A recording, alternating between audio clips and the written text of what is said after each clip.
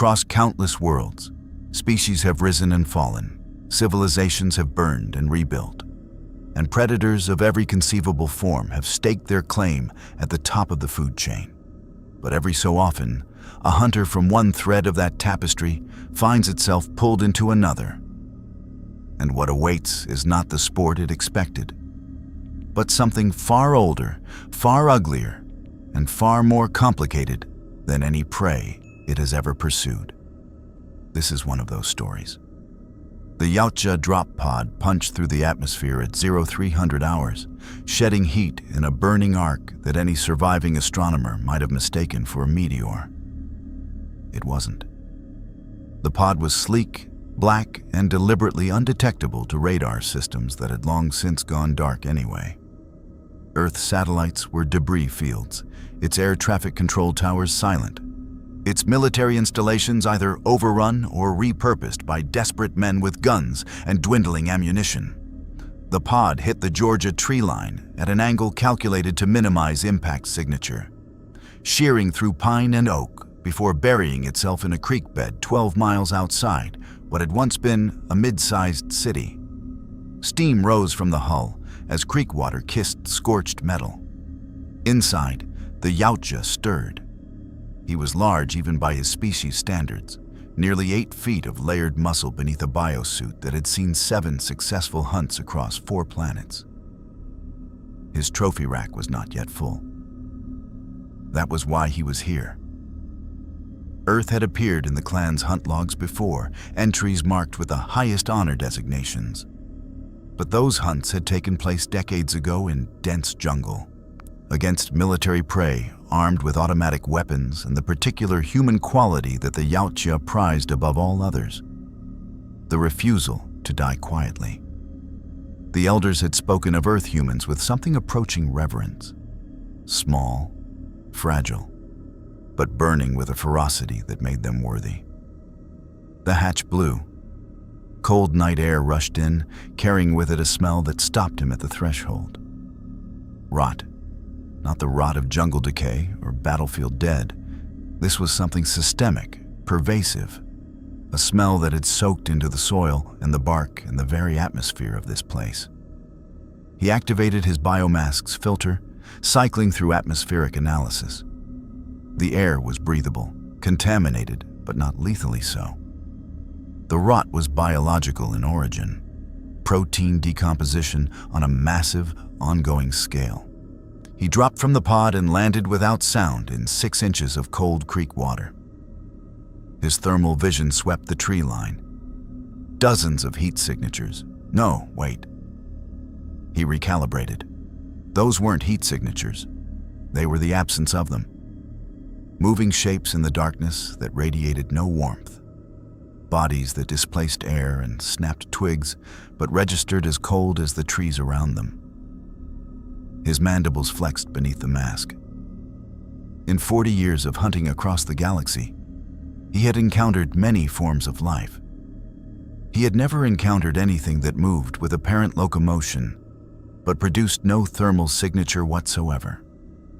He switched to electromagnetic vision. The shapes lit up differently. Biological matter in advanced decay, yet animated by something his scanners couldn't immediately classify. Electrical impulses in the brainstem only, and no higher neural activity, no adrenal response, no fear chemistry in the bloodstream because there was no functioning bloodstream, just gravity-fed fluid moving through tissue that should have stopped hours or days or weeks ago. One of them emerged from the tree line 10 meters away. A man, or what had been a man. Mid-40s, gas station uniform still readable on his decomposing chest, jaw working with a slow and mindless hunger. It registered his presence and moved toward him with a particular lurching gait that the Yautja had no word for yet, because nothing in the clan's accumulated knowledge of this planet had prepared him for this. He stood completely still and let it approach. It reached for him with gray fingers, and he caught its wrist with one hand, a grip that could bend steel. and studied it with the clinical detachment of a species that had been conducting xenobiological assessments since before Rome was built. The creature strained against his grip with surprising force for something so physically degraded. No pain response, no fear, no threat display, just hunger, encoded at the most primitive neurological level. His wrist blade deployed with a soft, mechanical click. He looked at the blade, he looked at the creature, and he put the blade away. The Yautja code was not complicated, but it was absolute. You did not kill prey that could not fight back. You did not take a trophy from something that had no awareness of the hunt.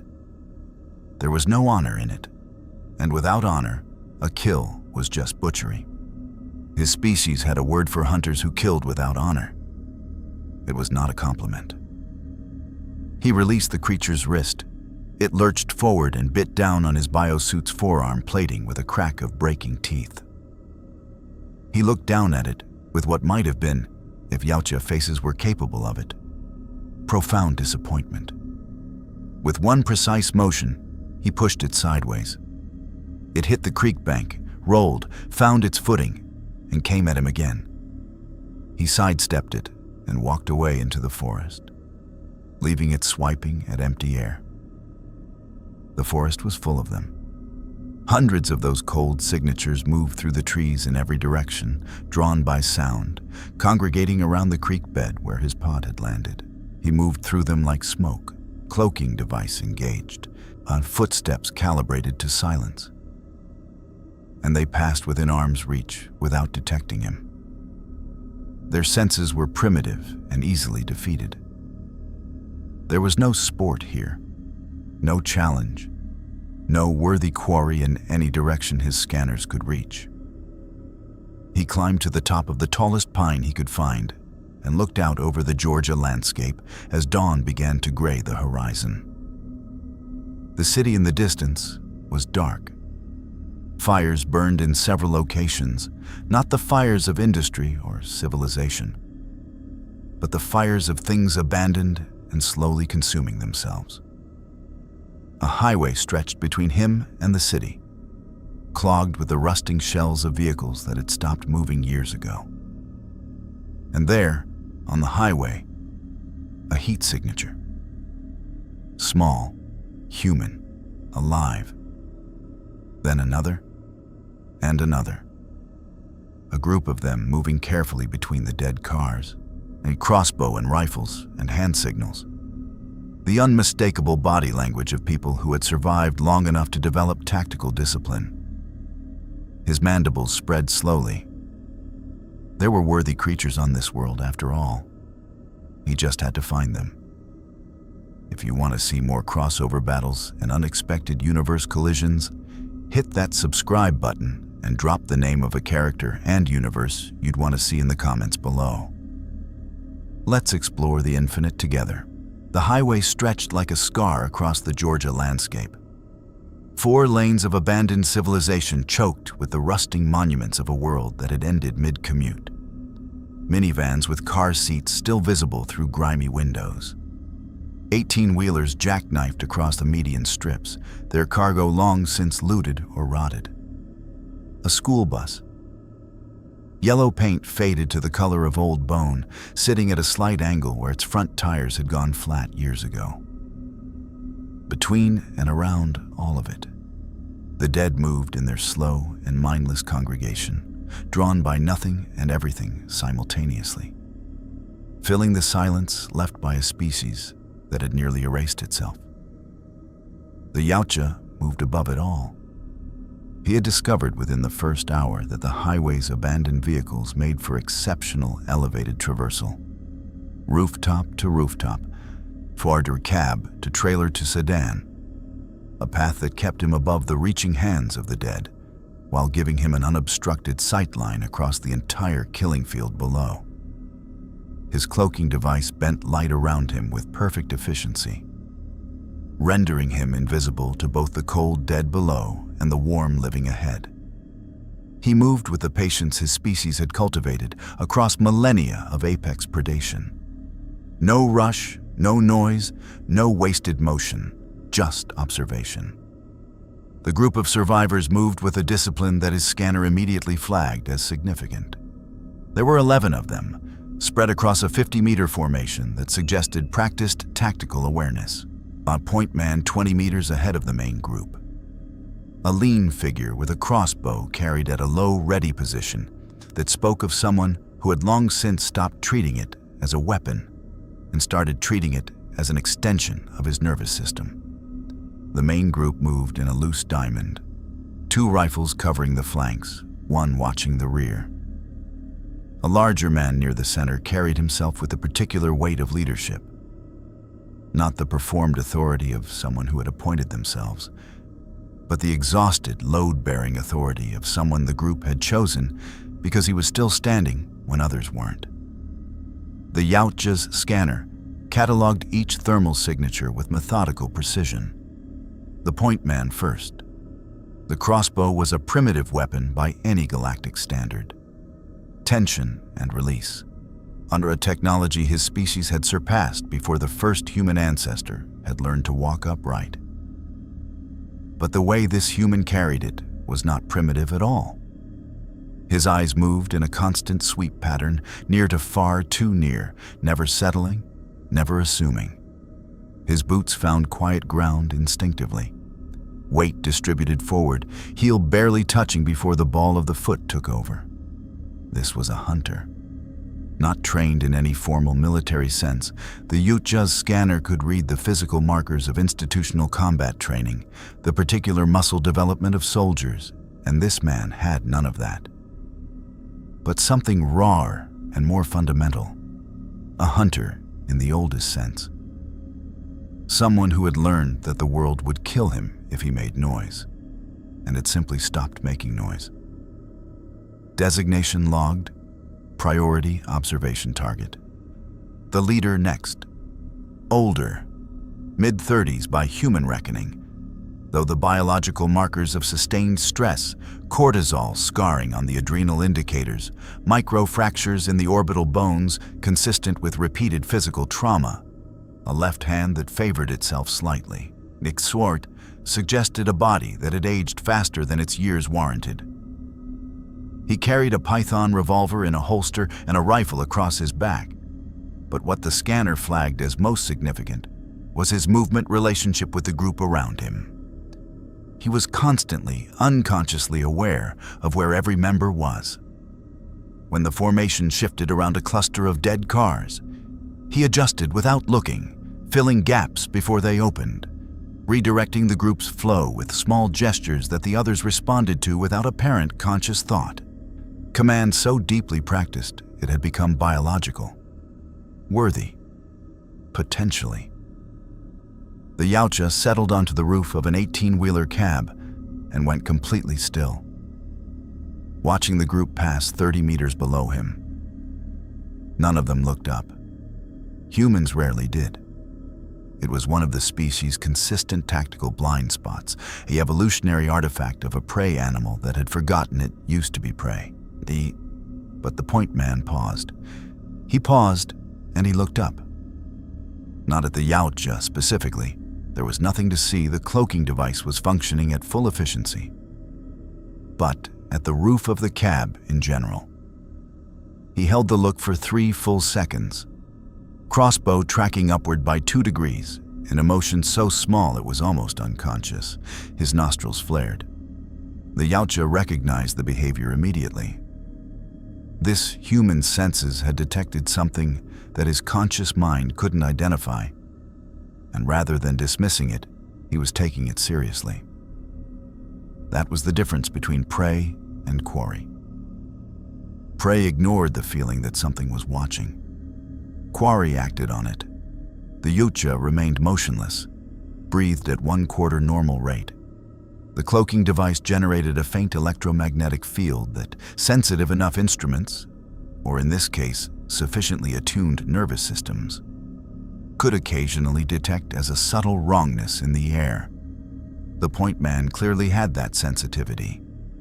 He held his position for another 2 seconds, then let the crossbow drift back down, and turned to signal the group forward. But he glanced back once, just once, over his shoulder, directly at the cab roof.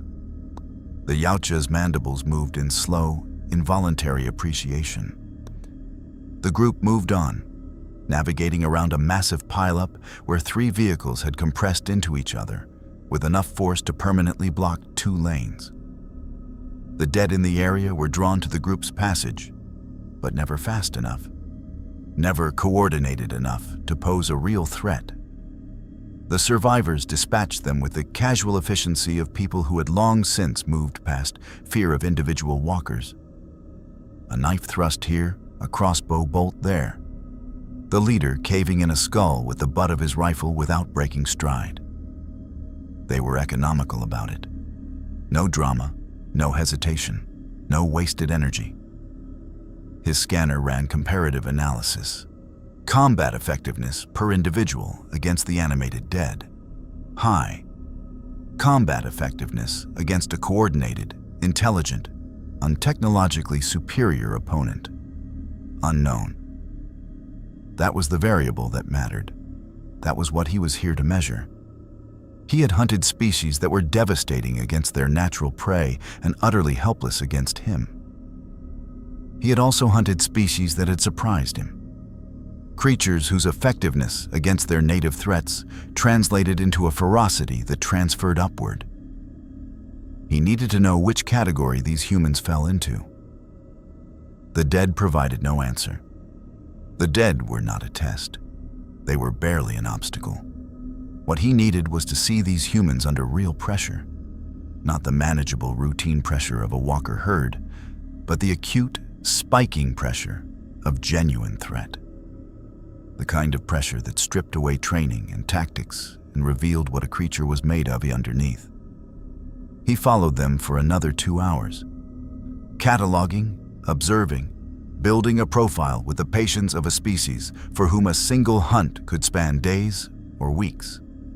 The sun climbed. The dead grew more numerous as they approached what had once been a suburban area, and the group's formation tightened accordingly. Communication shifting from hand signals to the barest whispers and eye contact. They were adapting in real time to changing environmental threat density. Then the point man stopped the group with a raised fist, and everyone froze instantly. Ahead, partially obscured by a stand of pine trees that had pushed through cracked asphalt at the road's edge, was a figure hanging from a chain-link fence. Not a walker. A human body, recently dead. Within the last 48 hours by thermal decay analysis. With a hand-painted sign hung around its neck. The leader moved forward to read it. His jaw tightened. He turned back to the group and said 2 words. The Yautja's audio receptors, calibrated for precise frequency capture across 17 distinct acoustic ranges, caught both words clearly. The Saviors. The group's collective physiological response was immediate and measurable. Elevated heart rates across 11 signatures.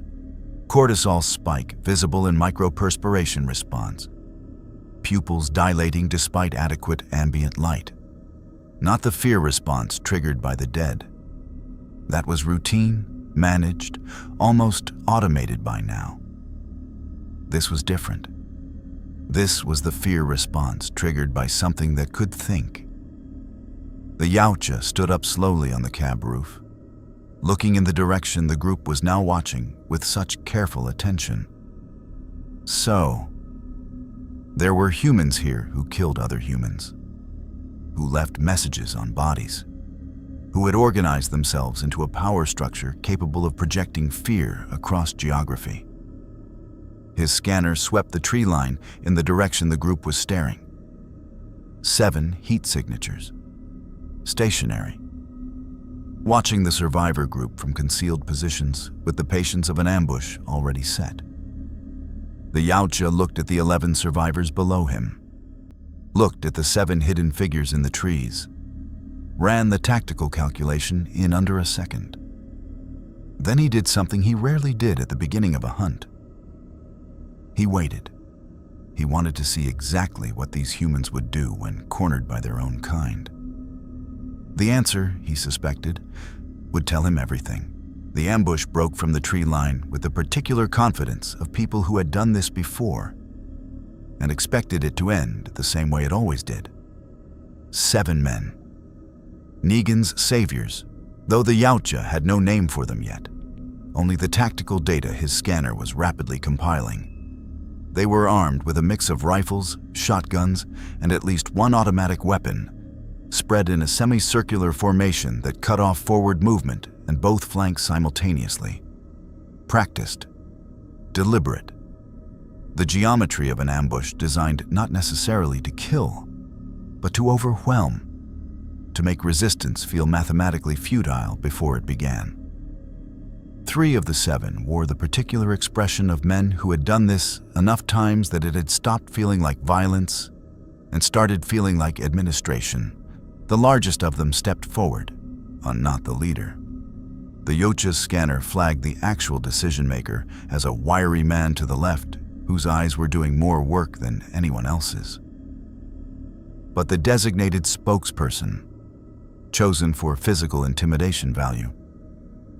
He raised his rifle and addressed the survivor group with the casual authority of someone accustomed to instant compliance. The survivor group did not comply instantly. What happened instead was something the Yautja found immediately worth cataloging. The 11 survivors didn't panic, didn't scatter, didn't throw their weapons down in the reflexive self-preservation response that cornered prey typically displayed. Instead, in the space of approximately 2 seconds, they executed a reorganization so fluid it was almost invisible. The 2 flank rifles shifting to create crossing fields of fire, either the leader stepping slightly forward and to the right to draw attention, while 3 others used that draw to reposition. The point man with the crossbow hadn't moved at all. He was still at the front of the group, crossbow at low ready, but his weight had shifted to his back foot and his draw hand had dropped half an inch closer to the grip. They were calculating, all of them simultaneously, without audible communication. The Yautja recalibrated his assessment upward. The standoff held for 40 seconds, an eternity in a confrontation of this type, where the psychological pressure of sustained threat typically forced a resolution one way or another within 15. The Savior's spokesperson was talking, voice carrying the cadence of someone reciting terms rather than negotiating them. The survivor leader was responding in a measured tone that gave nothing away. His Python revolver was still holstered. His hands were visible. Every element of his body language was performing compliance, while every tactical element of his group's positioning was preparing for the opposite. Then the point man's crossbow came up in a single motion, and he put a bolt through the shoulder of the Savior on the far left. Not the spokesperson, not the apparent decision-maker, but the one whose finger had been tightening incrementally on his trigger for the past 20 seconds. The shot was so fast and so precisely targeted that the Yautja's motion tracking had to run a half-second replay to confirm what he'd seen. The bolt took the man through the meat of his shoulder, spinning him and dropping his rifle. And before the sound of his cry had fully registered, the survivor group had exploded into coordinated motion. Not a panic dispersal, but a tactical withdrawal, using the vehicles behind them as cover, moving in pairs with one always firing while the other moved, suppressing the Savior's response with enough disciplined aggression to buy themselves a retreat corridor. 11 people, against 7 in an ambush position, and they were winning the first 10 seconds.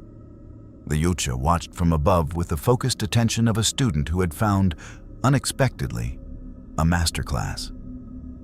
But numbers and geometry were unforgiving mathematics. The Saviors recovered faster than the survivor group had apparently hoped, the decision-maker taking control with sharp hand signals that redirected 2 of his men to cut the retreat angle, and the survivor group was going to be flanked within 30 seconds. The point man recognized it.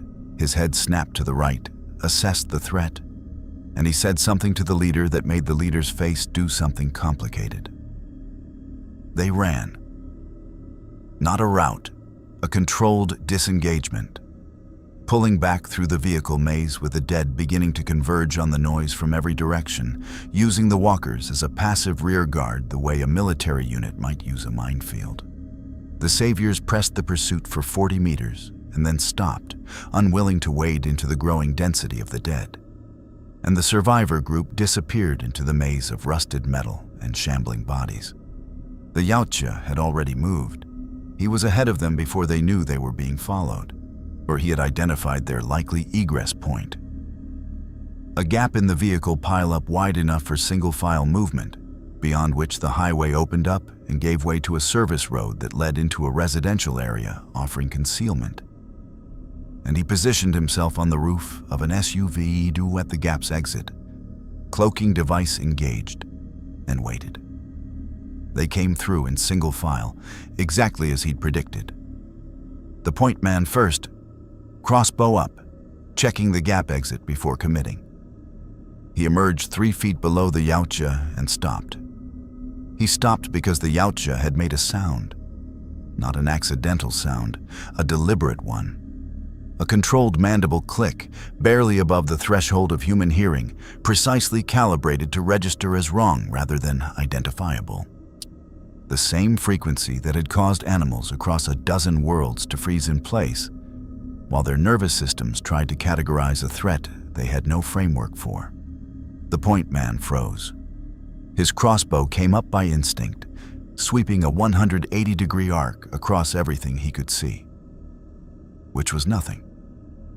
The cloaking device held perfectly, but the man didn't move on. He held his position at the gap exit and made a hand signal back through the gap, a closed fist, meaning stop, hold, do not proceed. The leader came through anyway, because leaders always did. He emerged and immediately read the point man's body language and went still beside him. 2 men, frozen at a gap exit, staring at an apparently empty SUV roof, while behind them, the sound of saviors and the dead created a closing pressure that demanded they move. And the Yautja looked at them from 18 inches away. His scanner ran full analysis on both men. The point man, heart rate elevated but controlled, breathing deliberately slowed, the physiological signature of someone managing fear rather than being managed by it. Daryl Dixon. The name was meaningless to him, but the pattern was not. This was a hunter holding a position against every survival instinct, because his instincts were telling him the position mattered more than the discomfort. The leader, Rick Grimes. Again, the name carried no weight, but the pattern was extraordinary. His heart rate was actually lower than the point man's. Lower now, in this moment of unknown threat, than it had been during the Savior ambush. As if unknown threats were somehow less stressful to him than known ones. That was either the neurological signature of someone who had broken under sustained trauma and rebuilt into something with a very different relationship to fear, or someone whose threat assessment was so calibrated that a threat he couldn't identify was being filed provisionally as lower priority than the threats he could. The Yautja found both possibilities equally interesting. He made a decision, not a tactical decision. Those were automatic, processed below conscious thought, a philosophical one. He had come to this world expecting to assess human prey from a distance, build his profile, select his quarry, begin the formal hunt on his terms and timeline. That was standard Yautja methodology. Patient, controlled, unilateral. But this world was not standard. These humans operated under pressures that compressed the assessment timeline dramatically. They were never stationary long enough for extended observation. Their threat environment was so dense and so varied that the data he'd need to make a proper selection could take weeks to gather passively. And there was the complicating variable of the dead, which weren't prey and weren't irrelevant either. They were an environmental constant that shaped every interaction he'd witnessed. He needed a different approach. He reached up and pressed the control sequence on his biomask's side panel. The cloaking device disengaged. He appeared on the SUV roof like a heat shimmer resolving into solidity. 8 feet of armored, biomasked, new trophy-bearing apex predator materializing from nothing 18 inches from 2 men who had survived the end of the world by being very difficult to surprise. Daryl Dixon's crossbow was at full draw before the shimmer had finished resolving. Bolt aimed directly at the biomask's optical sensor cluster. Rick Grimes had his Python out and cocked with a speed that the Yautja's motion tracker flagged as genuinely impressive. The barrel steady on the center mass of his chest. Neither man made a sound. Neither man ran. The Yautja looked at the crossbow, looked at the revolver, looked at the 2 men holding them with the particular stillness of people who had decided, in the span of half a second, that running was less likely to save them than standing absolutely still and making it clear they would not go without costing something. His mandibles spread slowly. These were the ones. Nobody fired. The moment held itself together through sheer force of competing survival instincts. 3 apex predators, by any reasonable definition of the term, each running calculations the others couldn't see. Daryl's bolt was aimed at the optical cluster of the biomask because that was the most obviously technological component of the creature's face, and therefore the most likely critical system, a piece of targeting logic that had required no conscious thought whatsoever. Rick's Python was aimed center mass because center mass was what you aimed at when you didn't know what you were dealing with and needed the largest margin for error. Both men had made their assessments in under a second and committed to them completely, which was exactly the kind of threat response that separated the living from the dead in this world. The Yautja did not move. He was giving them time to look at him. This was deliberate, a behavior so contrary to standard hunt protocol that a younger or less experienced Yautja might not have recognized it as a tactic at all. But he had hunted long enough to understand that the first 30 seconds of contact with an unknown intelligent species were data collection seconds, and the data flowed in both directions. He was reading them. He was also consciously allowing them to read him. What they concluded in these seconds would shape every interaction that followed. What they were seeing, something that was not dead. Thermal signature blazing in Rick's peripheral vision. The man had glanced at the dead congregating 30 meters back, and then at the creature before him, running the comparison instantly. Not a walker. Whatever this was, and it was alive in the full metabolic sense, burning hot with the contained energy of something at the absolute top of its physical condition. It was armored, but the armor had the quality of equipment rather than exoskeleton, worn, not grown.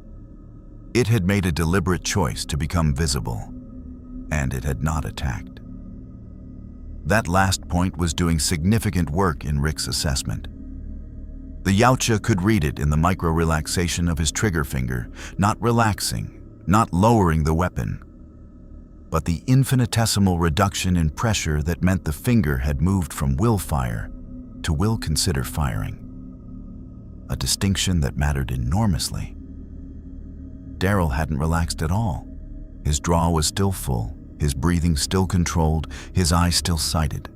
He was the more dangerous of the two in this specific moment. I say not because he was more capable, but because he had made fewer assumptions. Rick was already building a framework. Alien, intelligent, chose to reveal itself, hasn't attacked. Daryl was still at pure threat assessment, framework free, responding only to what was directly in front of him. In the Yautja's experience, framework-free threat response was significantly harder to predict, and therefore significantly more lethal. He made a slow, deliberate gesture with his right hand. Palm out, fingers spread. He had observed enough human interaction in the past 3 hours to recognize this as their species' primary non-aggression signal, and he reproduced it with careful precision. Rick's python lowered 2 inches. Daryl's crossbow did not move.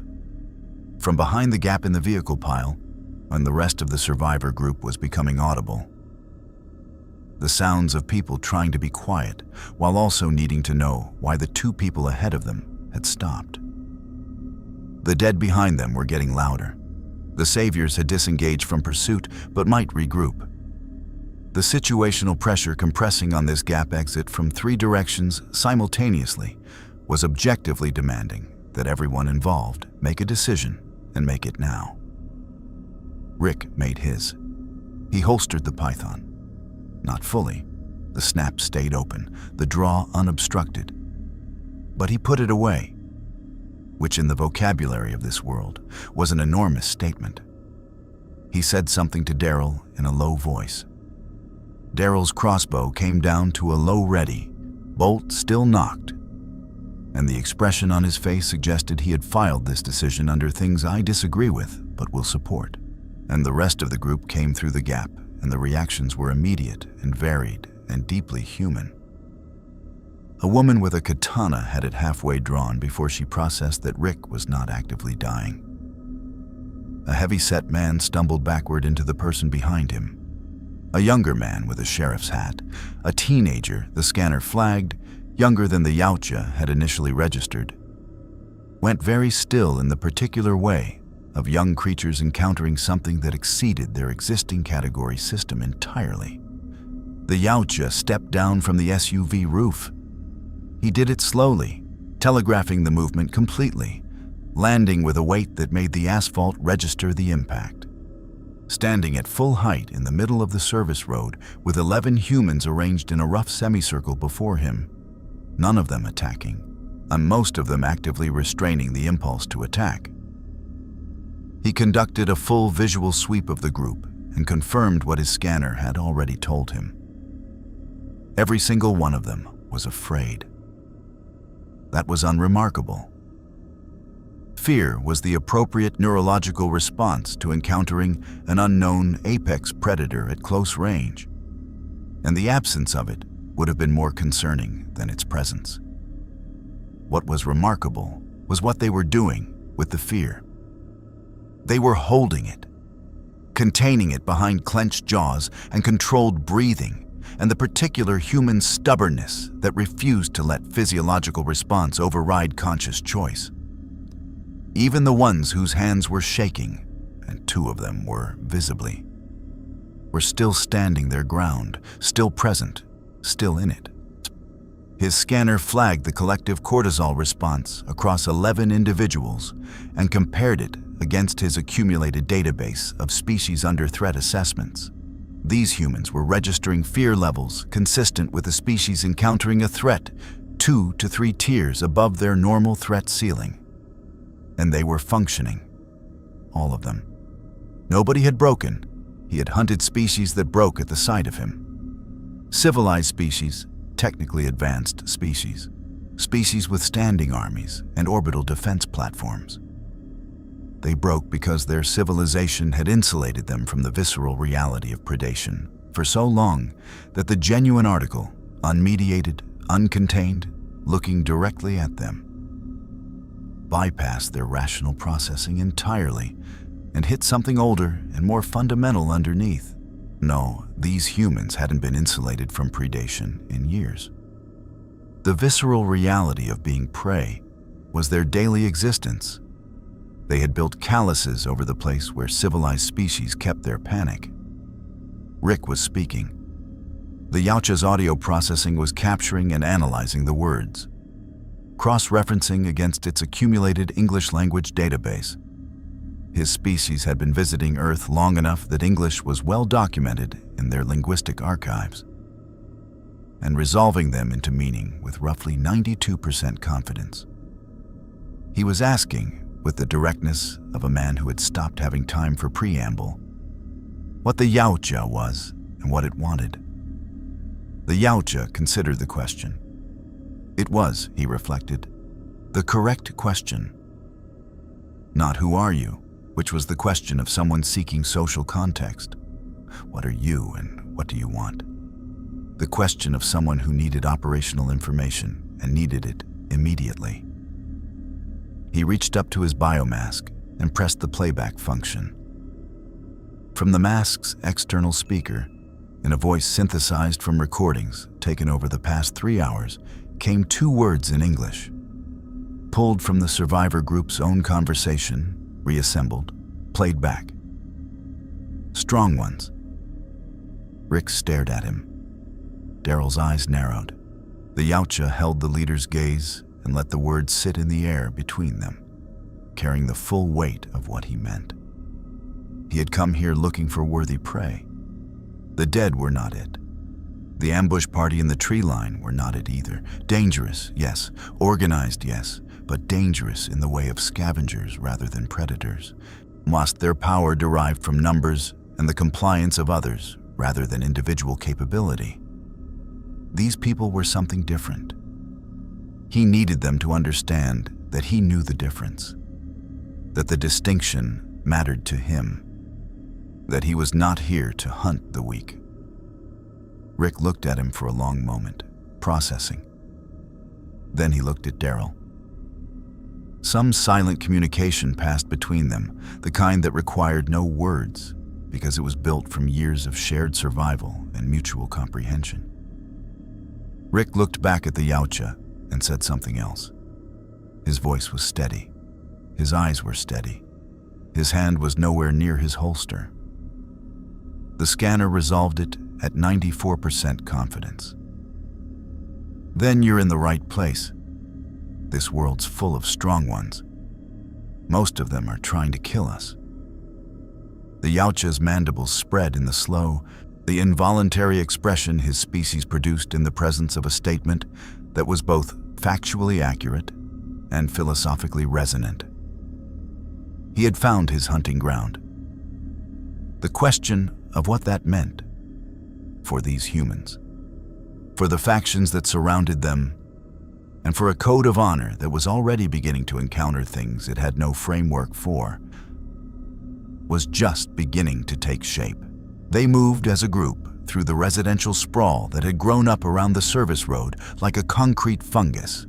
Tract housing and strip malls and gas stations, all of it returned to nature with the aggressive efficiency that the natural world applied to anything humans stopped maintaining. Kudzu had taken the strip mall. A massive oak had pushed through the roof of a ranch-style house and spread its canopy over what had once been a carefully maintained front lawn.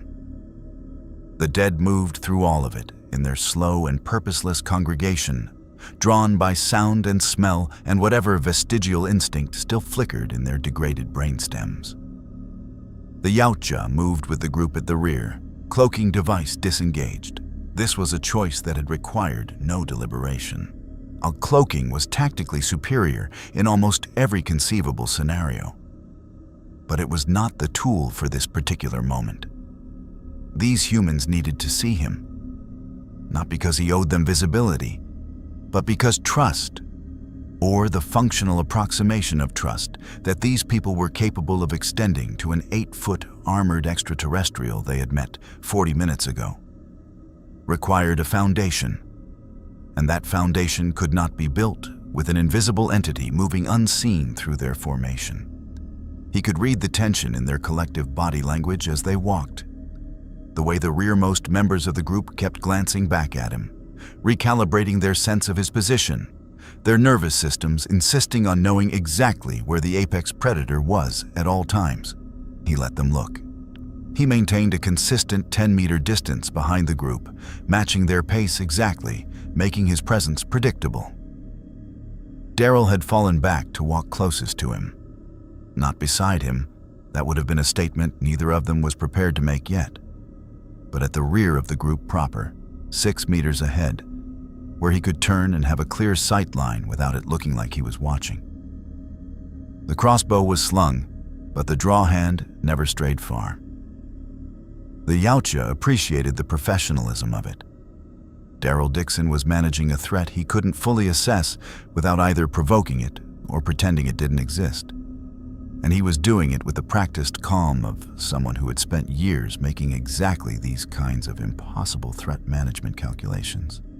The group's destination resolved after 40 minutes of movement. A fortified residential neighborhood where the original decorative fencing had been supplemented with salvaged materials, sheet metal and chain link, and sharpened wooden stakes, creating a perimeter that was genuinely defensible rather than merely symbolic. Watchtowers built from scaffolding and lumber rose at 2 corners, and the figures on them had rifles. A community, established, maintained, inhabited by more people than the 11 and the Yautja had followed. The reaction at the gate was everything he had anticipated and more. Weapons came up along the perimeter wall with a speed that confirmed the community was on some form of standing alert status. Voices overlapped, alarm, confusion. A child's voice asking a question that an adult answered with sharp urgency. Rick moved ahead and spoke rapidly to the gate guards, hands raised, using his body to physically occupy the space between the community's weapons and the Yautja's position. The Yautja stood still and let the situation breathe. His scanner swept the interior of the compound. 43 heat signatures, mix of adults and children, 13 carrying weapons, the rest in various states of activity consistent with a functioning community.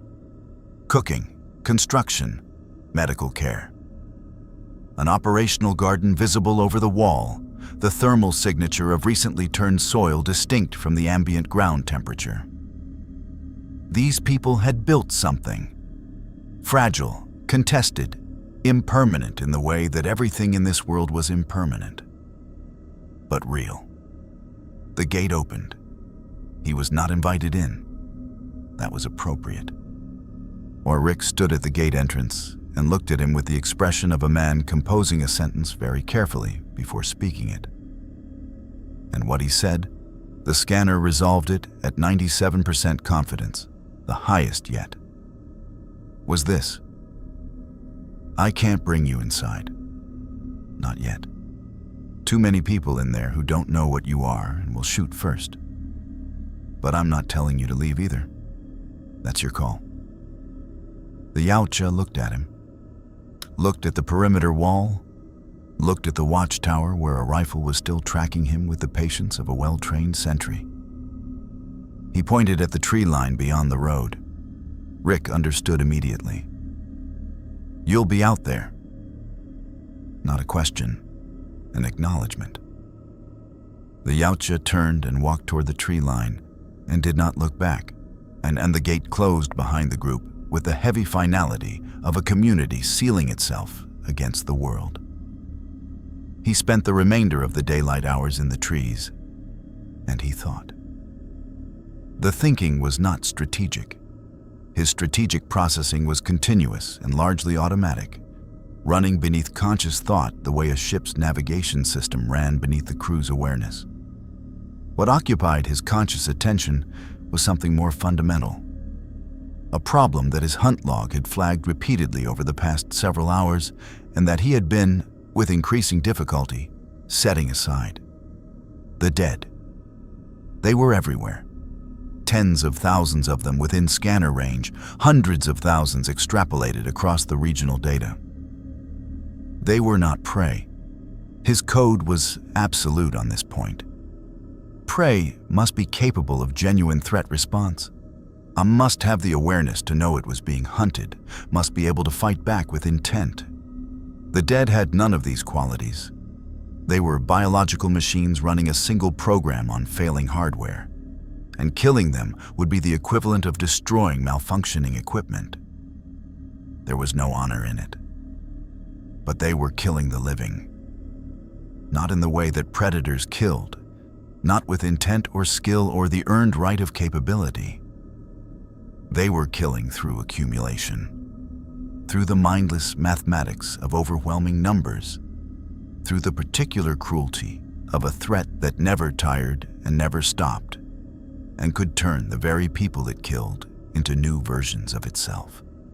He had watched them take down an isolated survivor 2 miles from the compound, a man traveling alone, on foot, who had made a single navigational error that brought him into a cluster too large to evade.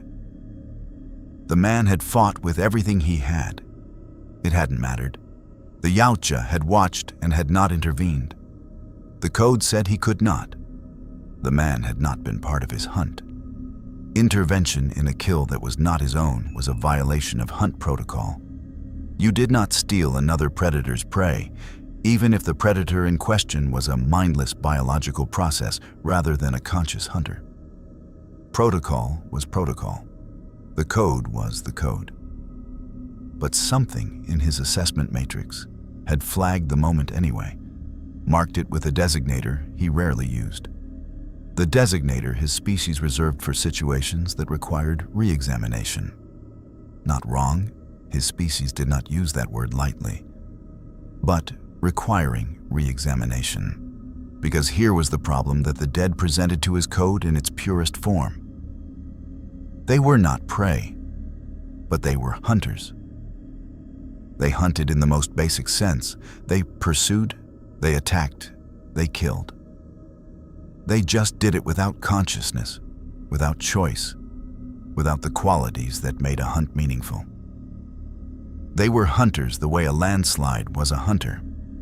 Inevitable, indiscriminate, incapable of being honored or dishonored. And they were hunting the only things on this planet that his code recognized as worthy. He turned this over for a long time in the Georgia dusk, while fireflies emerged from the kudzu, and the dead moved through the dark between the trees with their soft and terrible patience. Then something else entered his scanner range from the northwest, and the philosophical problem was immediately tabled in favor of something more immediate. Vehicles. 12 of them.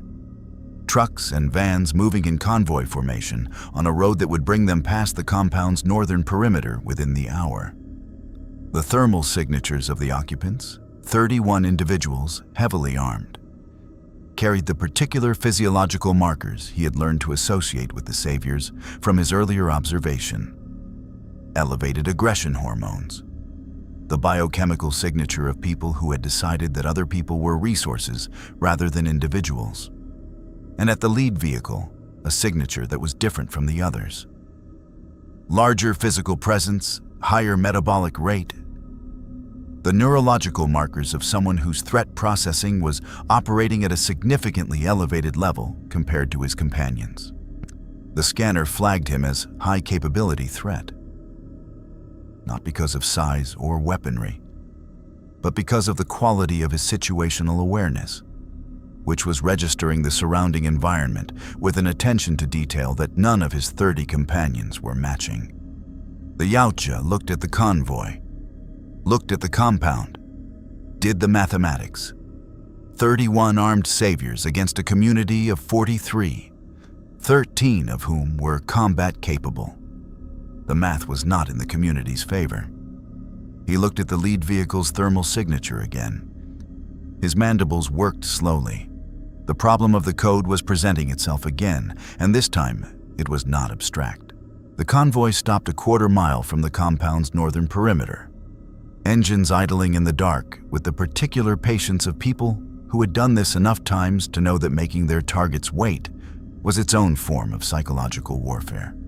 Headlights cut through the tree line in long yellow columns, catching the dead in their beams and turning them into slow-moving shadows that the saviors ignored with the practiced indifference of people who had long since recalibrated what constituted a real threat. The Yautja moved through the canopy above the road without sound. He had a clear sight line to the lead truck's cab, and what he saw when he dropped to a branch 15 meters above it confirmed everything his scanner had flagged. The man in the passenger seat was somewhere in his early to mid-40s, dark hair, leather jacket, and then he was holding something across his knees that the Yautja's scanner identified as a wooden baseball bat wrapped in barbed wire. Not a weapon of precision, a weapon of statement. A weapon chosen for what it communicated rather than what it accomplished, which told him immediately that the man who carried it understood the difference between physical capability and psychological dominance, and had decided the latter was more valuable. He was talking to the driver with the easy confidence of someone who had never, in recent memory, encountered a situation he couldn't control. The scanner resolved fragments of the conversation. Make them wait. They hate waiting. That's the point. And the Yautja filed the behavioral profile with the designation he reserved for the most dangerous category of human he had encountered in his species' long history of visiting this planet. Not dangerous because of physical capability. Dangerous because of organizational intelligence. This man had built something, not walls and gardens like Rick's community, but a system. A dominance hierarchy sophisticated enough to project power across geography, to make distant communities feel his presence without him being physically present, to transform violence from an act into an atmosphere. His 31 companions were not just armed men. They were the visible manifestation of a threat that existed primarily in the mind. The Yautja species had a classification for this, a word that translated imperfectly into English, but carried connotations of something between pack leader and territorial apex. An entity that had won its position not through the clean hierarchy of individual combat, but through something more complex and more durable. The construction of a system that perpetuated its own dominance. Negan stepped out of the lead truck. He did it with theatrical timing, doors swinging open at precisely the moment the convoy's collective waiting had built to maximum psychological pressure. Dropping to the road with a barbed wire bat resting on his shoulder, scanning the tree line with eyes that were doing exactly the kind of work the Yautja had come to associate with genuinely dangerous humans. His gaze swept across the dark between the trees with systematic thoroughness, and for 3 full seconds, it rested on the branch where the Yautja sat cloaked and motionless. He couldn't see anything. The cloaking device was functioning at full efficiency. But he looked anyway, with the instinctive thoroughness of a predator that had learned not to trust the absence of visible threat. Then he looked away and walked toward the compound. The Yautja watched him go and ran a comparative analysis he had been building since the highway ambush. Negan's individual combat capability was significant. The scanner flagged above-average physical conditioning, combat experience readable in the particular way his weight distributed when he moved, threat assessment skills that were operating at a level his companions weren't matching. In a direct confrontation between this man and Rick Grimes, the outcome was genuinely uncertain, which was a designation he assigned rarely. Most confrontations had clear probable outcomes. This one had variables. But what made Negan truly dangerous was not his individual capability. It was the 31 men behind him. The Yautja looked at those 31 men and felt something that his species rarely experienced in the field, a problem his code could not resolve cleanly. The code was not complicated. Do not kill the unarmed. Do not kill the innocent. Do not kill the young. Do not kill the sick. Do not kill those who cannot fight back. Kill only the worthy, those who could meet you with genuine threat, whose deaths meant something because they had the capacity to prevent those deaths and couldn't. Honor the hunt, honor the prey, honor the kill. He looked at Negan's convoy, and his scanner told him things his code had no framework for. Of the 31 saviors, 4 were armed, but showed the neurological markers of coercion, stress hormones and trauma responses inconsistent with willing participants, bodies moving under the direction of a will that was not their own. They were here because the alternative was worse. Killing them would be killing prey that couldn't genuinely fight back. Not because of physical incapability, but because their agency had been systematically removed. His code said no. 8 others were showing the biochemical profile of men who had committed acts they couldn't fully process. The particular psychological signature of people who had done things that had cost them something, who were still paying the internal price. Dangerous, guilty, not innocent, but compromised in a way that made clean threat assessment complicated. The remaining 19 were clean reeds, willing participants in a system of organized predation against the helpless. His code had no problem with those 19. If they raised weapons against worthy targets, they were valid quarry. But the 4 who were coerced, but the 8 who were compromised. He sat in the canopy and watched Negan approach the compound gate with his convoy spreading out behind him in practiced formation. And he felt the code pressing against a reality it had not been designed for. In the jungle hunts his species had conducted on this planet generations ago, the humans had been simpler problems. Soldiers and guerrillas and special forces. People who had chosen their violence, who carried it consciously, who met the hunt with the full awareness of competence. The code had applied cleanly. The worthy were obvious. This world had done something to that clarity. This world had taken humans who might have been civilians, or soldiers, or criminals, or heroes, and run them all through the same grinding machine until the categories had blurred into something unrecognizable. The coerced savior and the willing one stood side by side and carried the same weapons and wore the same expression. The survivor who had killed 20 people to protect his family and the survivor who had killed 20 people because he liked it looked identical at a distance. At the compound gate, Negan was speaking. His voice carried across the night with the projection of someone accustomed to performance, each word landing with deliberate weight. The Yautja's scanner resolved the content with full confidence.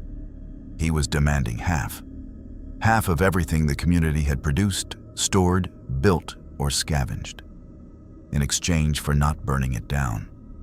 The gate guard, a man the scanner flagged as genuinely terrified, heart rate at sprint levels despite standing still, was responding in the tones of someone who had received this demand before and was trying to manage the gap between what they had and what was being asked for. From inside the compound, the Yautja detected Rick's thermal signature moving toward the gate. The measured heart rate, the controlled breathing, the python on his hip.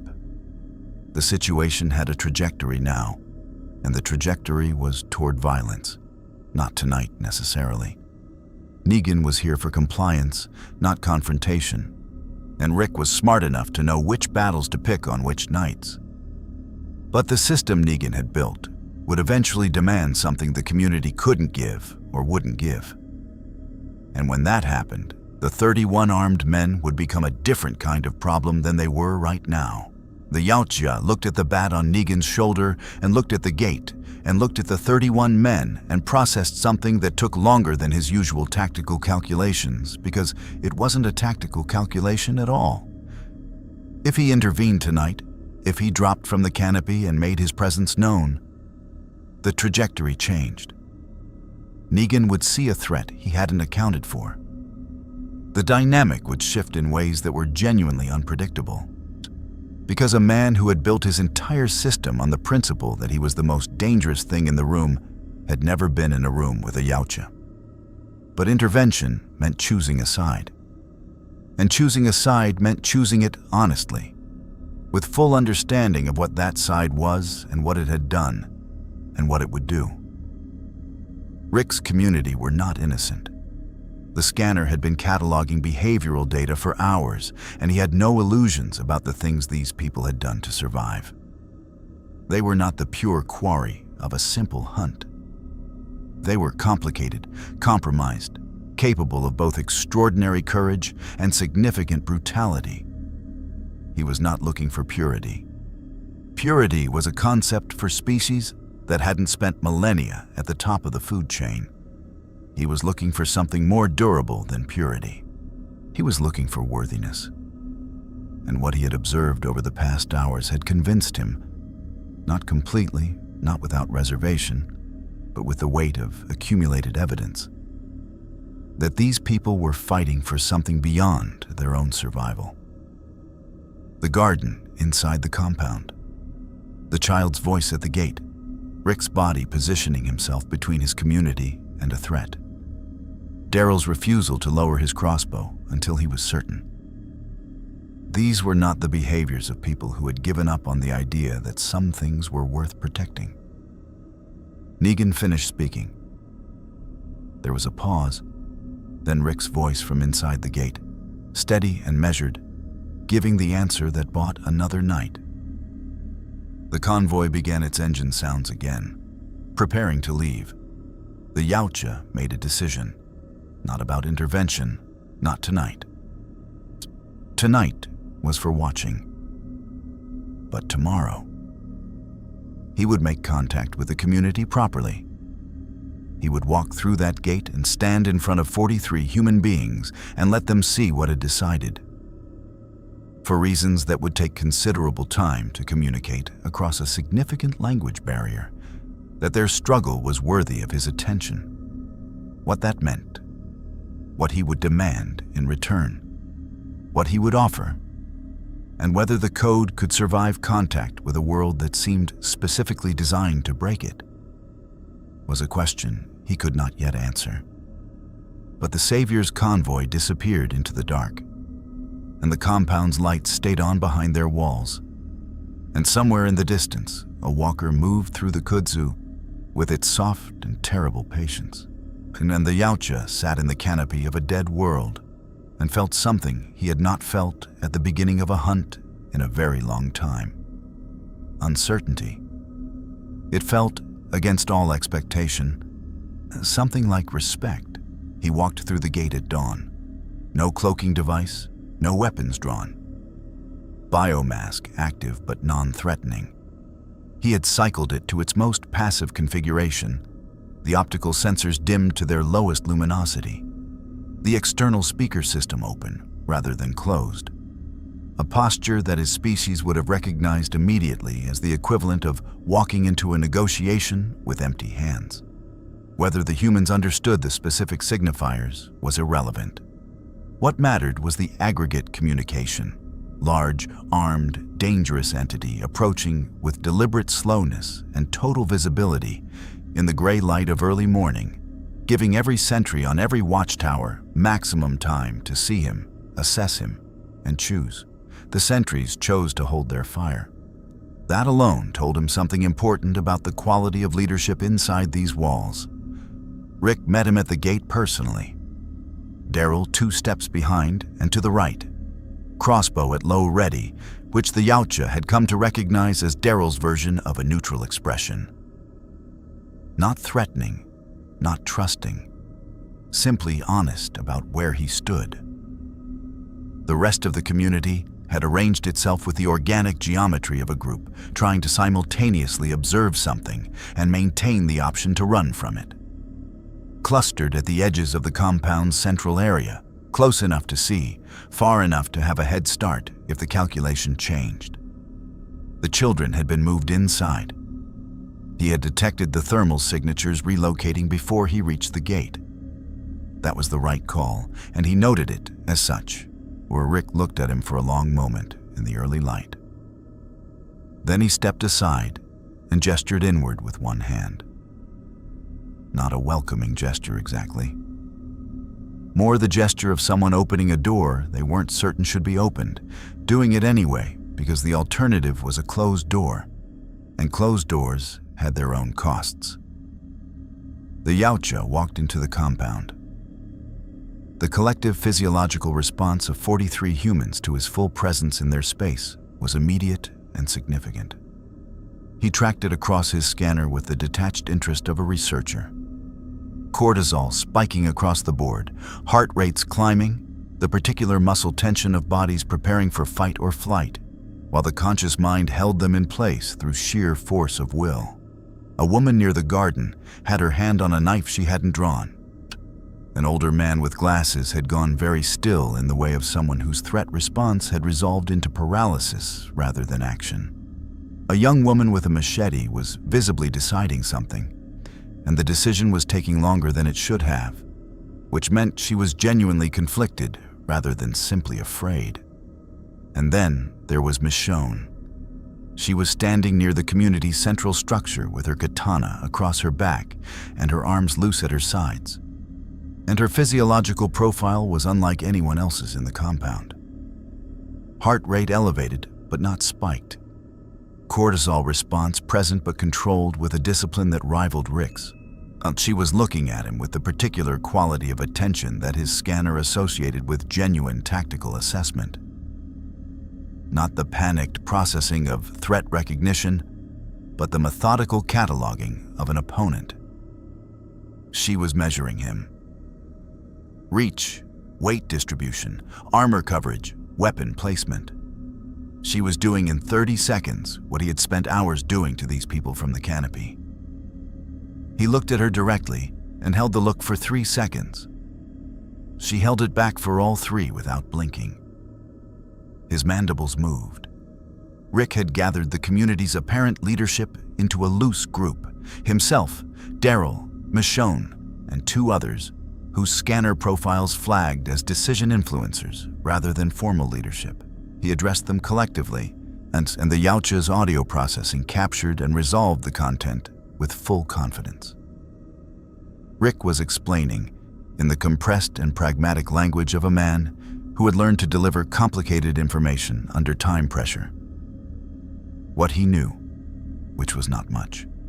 Large, alive, intelligent, made itself visible voluntarily, had not attacked when it easily could have, had followed them from the highway, had watched the Savior's visit last night from the tree line. That last point produced a visible reaction. Rick had known he was being observed. He had known and hadn't said anything to his group last night, and the Yautja filed that data point carefully. Rick Grimes knew things he chose not to share until he understood them better. That was not deception. That was the information management of a leader who understood that incomplete threat intelligence distributed prematurely caused more damage than the original threat. Daryl said something short and direct that the scanner resolved as, "What does it want?" Not a question. A demand for clarity. The Yautja reached to his biomask and activated the audio playback function. He had spent the night building a more sophisticated playback library, splicing recorded fragments of the community's conversations from the previous day into approximate communicative units. It was imprecise. It was limited. But it was significantly better than 2 words. What came from the external speaker was assembled from their own voices, a fragment stitched together with the careful attention of a species that had been conducting first contact communications across the galaxy for millennia. Strong ones. Fight, not them. A pause. Then lower. Many dead. Not hunt. You hunt. The silence that followed was the particular silence of people processing something that didn't fit their existing categories. Rick looked at him for a long time. Then, "You're not here for them, the walkers. You're here for us." The Yautja pressed one gauntleted fist against his chest, a gesture that didn't exist in Yautja formal protocol, but that he had constructed from observed human behavior. The closed fist over the center of mass that humans use to indicate personal conviction or sincerity. "Worthy," the playback said in Daryl's voice. Daryl's jaw tightened in an expression the Yautja had learned to read as something between recognition and profound discomfort. What followed was not a conversation in any conventional sense. It was a negotiation conducted across a language barrier through gesture, playback fragments, and the particular human skill of reading intent from context that Rick Grimes possessed to a degree the Yautja had rarely encountered. They established, over the course of 40 minutes, a provisional framework, not an alliance. The Yautja had no interest in alliance. Alliance implied obligation, and obligation implied constraint. But a mutual acknowledgement. He was here. He had chosen to be here rather than elsewhere. He would not harm the community. He would observe, and in observing, He would make his own determinations about what warranted his involvement and what did not. In return, he asked nothing except to be permitted proximity, to watch, to assess. Rick asked, with the directness that the Yautja had come to expect from him, whether they were in danger from him. The Yautja considered the question with the seriousness it deserved. Then the playback spoke again, assembled from fragments. Not you, not them. A pause. Others. Rick understood. He looked at Daryl. Something passed between them. The Saviors, Rick said.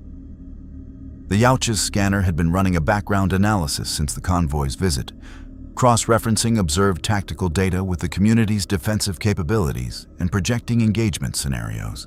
The mathematics were consistent and unfavorable. Negan's system would eventually demand the thing that Rick's community would not surrender. Not resources, those could be replaced, but something more fundamental. Autonomy. The right to make their own decisions about their own survival. That was the thing systems like Negan's could not permit in their subjects, because autonomy in one community was contagious. When that breaking point came, 31 armed men against 13 combat-capable defenders was not a survivable equation. Not without a significant variable the current calculation didn't include. He let the community absorb the mourning. He positioned himself near the perimeter wall, away from the main living spaces, and he watched the community function. The garden work resumed after an hour, unattentatively at first, and then with increasing normalcy, as his continued stillness persuaded nervous systems that immediate threat was not imminent. A man named Glenn. The scanner had been gradually building name associations from conversation fragments. Brought him water in a gesture so profoundly human in its instinctive hospitality that the Yautja held the offered bottle for a long moment before setting it carefully on the ground beside him. Glenn looked at the biomask, looked at the bottle, and retreated with a particular expression of someone who had done the right thing and wasn't sure if it had registered. It had registered. By midday, the compound had achieved a fragile equilibrium. Not comfort, not trust, but the functional coexistence of 43 people who had decided, with varying degrees of conviction, that the 8-foot armored alien by the perimeter wall was currently not their most pressing problem. Their most pressing problem arrived at 2 in the afternoon. Not the Saviors. Something worse, in the specific way that familiar threats were always worse than unknown ones. A runner coming in through the east gate, one of Rick's people who had been on a supply run, arriving alone when he had left with 3 others, and arriving with a wound in his side and news in his face that hadn't finished killing him yet. The Yautja was on his feet before the gate finished opening. His scanner had already read the runner's physiological state, blood loss significant, but not immediately fatal. The wound consistent with bladed trauma rather than firearm. And in the runner's recent biochemical history, the hormonal residue of an encounter that had lasted long enough to produce the particular exhaustion signature of sustained combat rather than ambush. He had fought something for a long time, and he had lost the people he was with. Rick reached him first. The runner said a name that the Yautja's audio processing flagged as a location designation, something called the Hilltop, and then a second name that produced a reaction in Rick's physiological profile unlike anything the scanner had recorded yet. Not fear, not anger. Something beneath both of those. The particular neurological response of a threat that had become personal. The runner said the second name again. Negan. And then the runner said what Negan had done. Ours and the compound went very quiet in the way of a community that had just been told the breaking point had arrived ahead of schedule. The Yautja looked at Rick's face. The measured heart rate was gone. What replaced it was something the scanner designated with a marker it rarely deployed. a physiological state consistent with a decision already made, consequence assessment suspended, the biological signature of a person who had moved past calculating and into committing. Rick looked across the compound and found the Yautja's optical sensors without difficulty. He didn't say anything. He didn't need to. The Yautja reached up and pressed the activation sequence for his plasma caster. It rose from his shoulder with a soft hydraulic sound of a weapon that had ended hunts on 4 planets. Off rotating to its active position with mechanical precision, the targeting system cycling through its initialization sequence in the Georgia afternoon sun. The breaking point, it appeared, had found them. Rick's War Council assembled in the compound's largest interior space within 20 minutes of the runner's arrival. A former living room, stripped of its domestic character and repurposed into something between a command center and a monument to sustained crisis management. Maps covered one wall, hand-drawn with the careful attention of people for whom geographic accuracy was a survival issue rather than an academic one.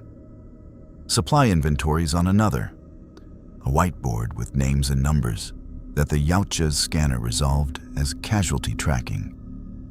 A ledger of the dead, kept with the grim bookkeeping of a community that had learned to count its losses precisely because imprecision led to miscalculation and miscalculation led to more losses. The Yautja stood at the back of the room and no one told him to leave. That was its own kind of statement. The runner's report was delivered in full, and the Yautja's audio processing captured every word with the accumulated confidence of a system that had been refining its English resolution against this specific group's speech patterns for nearly 24 hours. What had happened at the hilltop was not ambiguous. Negan had arrived with a larger force than usual, 60 men, not 30, and had conducted what the runner described with the compressed vocabulary of someone who had witnessed it and was managing the witness thing by making it factual rather than felt. An execution, public, deliberate, chosen for maximum psychological impact rather than practical necessity. A message delivered in the only language a dominant system ultimately spoke. 2 people from the hilltop, one of them, someone whose name Rick received with the stillness of a man absorbing a blow he had been half expecting and had hoped would never land. The council talked. The Yautja listened and built his tactical picture with the methodical patience of a species that had been planning hunts across varied terrain for longer than human civilization had existed. What emerged from the conversation was the shape of a problem that was simultaneously simpler and more complicated than it appeared. Simpler. Negan needed to be removed from the equation. Every person in this room understood this with a clarity that had moved past debate into the realm of accepted fact.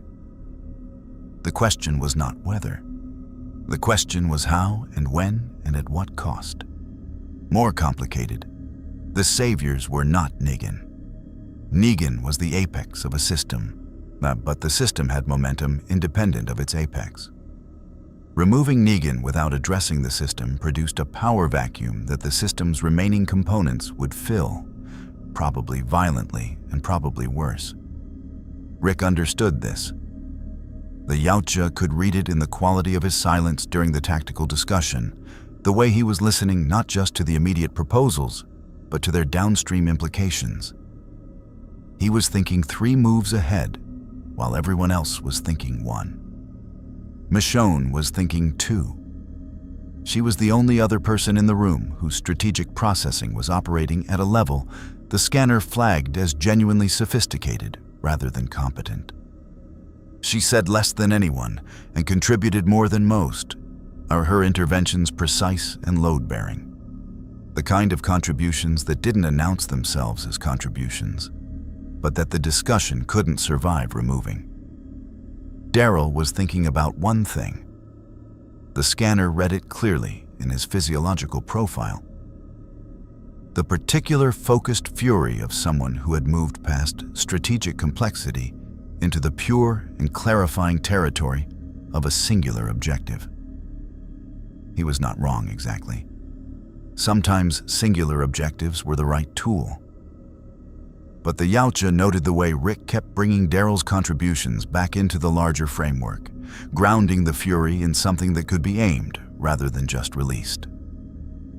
They were a good team. Imperfect, compromised, operating under impossible constraints, but genuinely good. The Yautja had hunted on worlds with organized military forces, with special operations units that had trained for decades, with species whose entire civilizations were structured around combat. These 11 people in a stripped living room with hand-drawn maps were operating with a strategic coherence that most of those forces would have recognized and respected. After an hour, Rick turned to look at him directly. The room went quiet with the particular quality of a silence that knows it's being held for a reason. Rick asked him something. The scanner resolved it at full confidence. If we go after Negan, all of them, the whole compound, can you fight with us? The Yautja looked at him for a long moment. Then he looked at each person in the room in sequence, the optical sensors of his biomask moving from face to face with a deliberateness that everyone present could feel. And he was not performing consideration. He was actually considering, and he was letting them see him do it, because the decision he was being asked to make was one that deserved to be made visibly. The code said, hunt the worthy. The code said, honor the kill. The code said, do not fight for another's cause. Do not be conscripted into a battle that is not your hunt. Do not allow your spear to become someone else's instrument. The code had been developed over millennia of hunting on worlds where the hierarchy was clean. Predator and prey. Hunter and hunted. The worthy and the unworthy. It had not been developed for a world where the worthy were being systematically destroyed by the unworthy, where the mathematics of survival had been weaponized against the very qualities that made survival meaningful. He had spent 2 days watching these people. He had watched them manage fear and loss and impossible mathematics with a consistency that his species' hunt logs would have designated as extraordinary. He had watched Rick Grimes absorb news that would have broken most beings and convert it immediately into forward motion. He had watched Daryl Dixon read a threat environment with a sensitivity that rivaled trained Yautja scouts. He had watched Michonne hold a room's strategic coherence together through the quality of her silence. He had watched 43 people build something worth protecting in a world that was specifically designed to destroy things worth protecting. He reached to his biomask and activated the playback system. What came from the speaker was assembled from fragments, imprecise, limited, but sufficient. Not your fight, the playback said. Then a pause. Then, hunt, my hunt, I choose. Rick looked at him, processing. Then, you're saying you'll fight, but on your terms, not ours. The Yautja pressed his fist against his chest. Rick looked at Daryl. Daryl looked at the floor and said something short that the scanner resolved as, good enough. What followed was not a joint operational planning session in any formal sense. The Yautja did not participate in the tactical discussion. He listened to it, building his own parallel picture. And when the outlines of Rick's plan had been established, a coordinated approach on the Savior's compound in 3 days, using a combination of their own people and allies from the hilltop and a community called the Kingdom, he added nothing and took nothing away. He would be there, or he would fight his fight. The convergence of their objectives was sufficient. But there was something that needed to happen before the compound assault. Something that the tactical discussion had not addressed because it existed outside the framework of tactics. He left the council while it was still running, walking out of the compound into the late afternoon without explanation. And no one stopped him because Rick had read the movement and made a small gesture to the others that meant let him go. He moved northwest through the Yautja landscape at a pace that covered ground quickly without disturbing the dead. Cloaking device engaged. Following the coordinates his scanner had logged from the Savior's convoy 2 nights ago. The Savior's compound was 12 miles out. A former factory complex that his aerial observation during the previous night's reconnaissance had mapped with sufficient detail for planning purposes. But he wasn't going to the compound. He was going to what his scanner had detected 3 miles from the compound 2 nights ago and had flagged for follow-up assessment. A secondary Savior's outpost, smaller, 8 to 12 occupants, positioned along the supply route between the compound and a northern territory. A choke point, a communication node. The kind of position that, if it went dark suddenly, would send a very specific message to Negan's compound before Rick's assault force was anywhere near it. Not a message of attack, a message of uncertainty. Negan's system ran on the certainty of its own invincibility, the certainty that nothing could reach it without being seen, that its perimeter was comprehensive, that its threat awareness was total. That certainty was the system's structural load-bearing element. Remove it, and the entire architecture of psychological dominance developed stress fractures. The Yautja was very good at removing certainty. He reached the outpost as the sun was finishing its descent, painting the Yautja sky in shades of amber and deep red that the dead moved through without appreciation.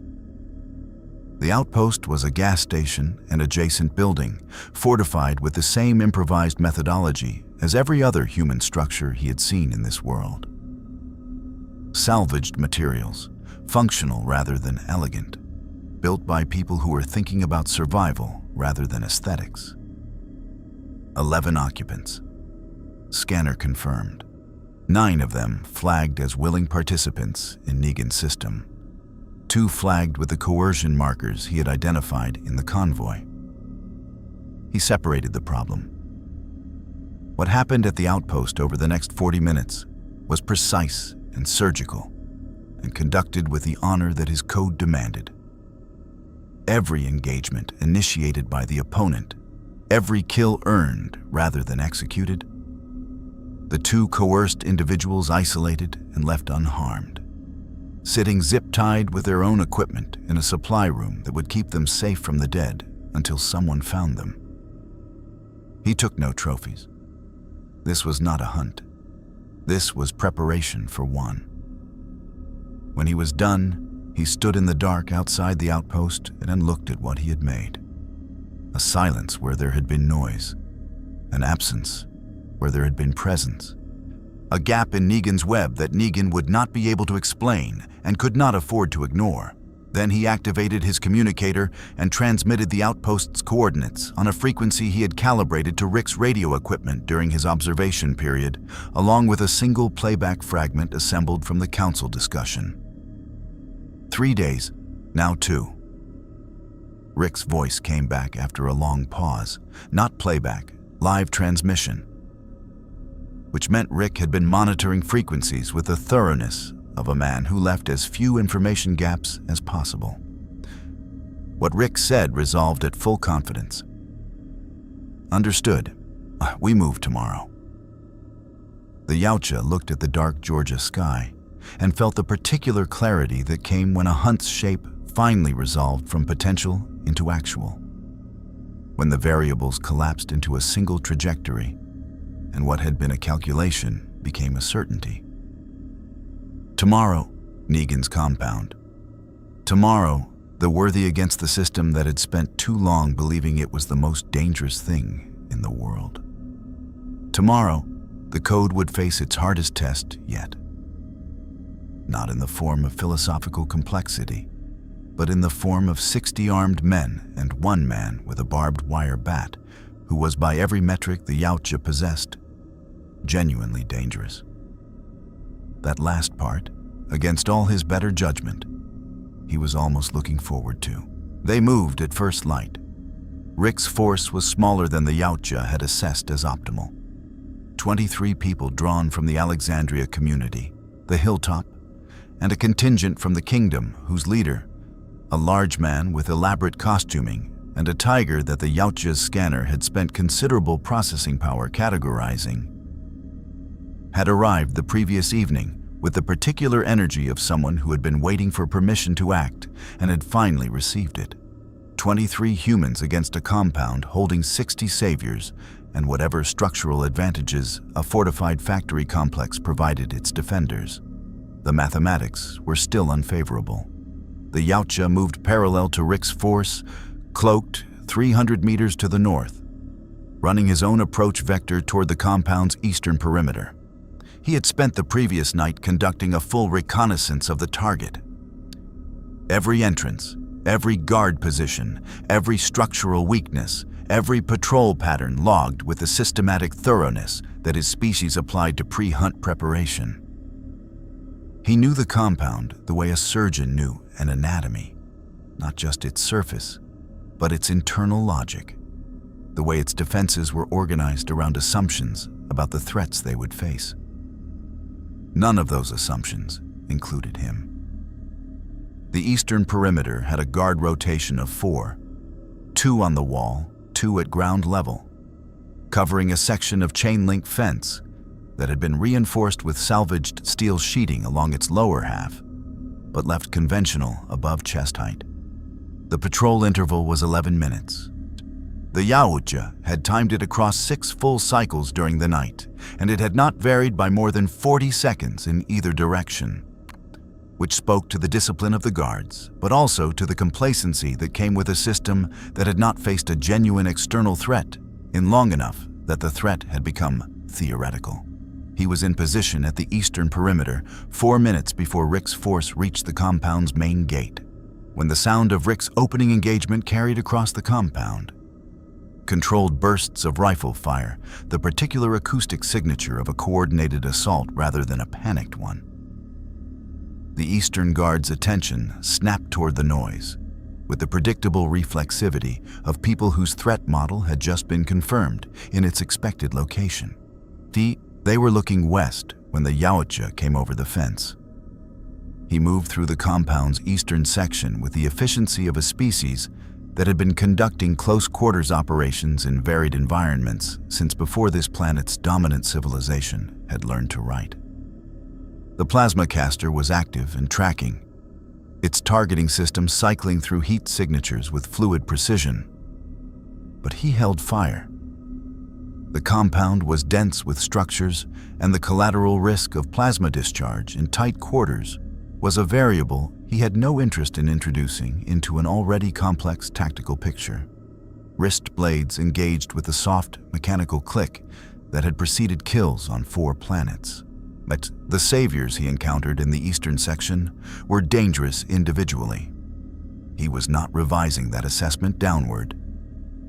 But they were dangerous in the way of people whose threat environment had been, until this morning, entirely composed of opponents who fought the way they fought. They had no framework for an 8-foot cloaked opponent who moved between their positions faster than their communication could track, whose armor made their firearms a complication rather than a solution, whose combat methodology came from a tradition so alien to their experience that their tactical training was actively working against them.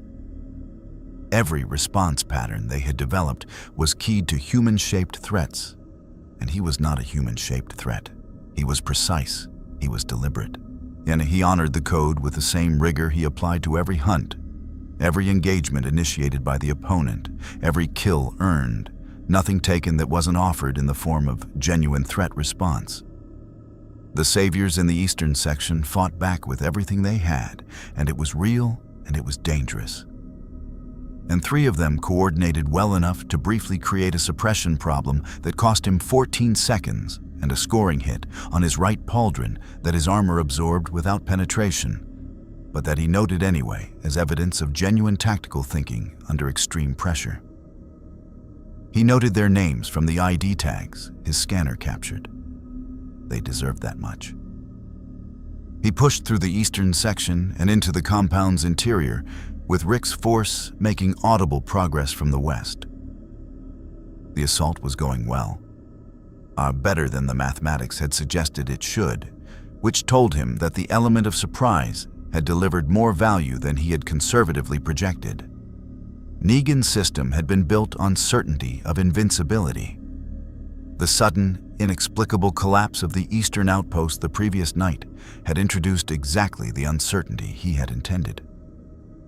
He could read its effect in the compound's defensive response, which was slightly slower and slightly less coordinated than a force of this size and experience should have been. 60 men responding to an assault they hadn't fully believed was coming until it arrived. He found Negan in the compound's central structure, not hiding. That was the first thing his scanner confirmed when he pushed through the main building's door. Negan was not in a defensive position or a concealed position. He was standing in the building's largest room, barbed wire bat on his shoulder, 3 of his most capable men arranged behind him. And he was facing the door with the expression of a man who had assessed his situation, decided that the posture of control was the only posture worth maintaining regardless of what the situation actually was. The Yautja stopped in the doorway. Negan looked at him. The scanner ran its assessment in real time. Elevated heart rate, significant cortisol response. The full physiological package of a genuinely frightened human being. But above all of it, riding on top of the biochemical storm like a flag planted on contested ground, was something the Yautja had not expected to find here. Defiance. Clean, conscious, chosen defiance. Not the defiance of someone who hadn't processed the threat. Negan's eyes were doing exactly the kind of systematic assessment work the scanner associated with high-capability threat processing. Cataloging size, armor, weapon systems, movement pattern with the rapid efficiency of someone whose survival had always depended on reading rooms faster than anyone else in them. He had processed the threat. He understood what he was looking at well enough to be genuinely afraid of it. And he was choosing defiance anyway, because defiance was the only currency his system ran on, and he would not spend it, even here. "Well," Negan said, his voice carrying the performance of ease with the effort visible underneath it to anyone looking closely enough. "I have got to say, I do not remember ordering this." The Yautja looked at him. Big, ugly, definitely not one of Rick's people. Negan's eyes moved across the biomask, the plasma caster, the wrist blades with the dried evidence of the eastern section on them. "Whatever you are, you've had a busy morning." He shifted the bat on his shoulder.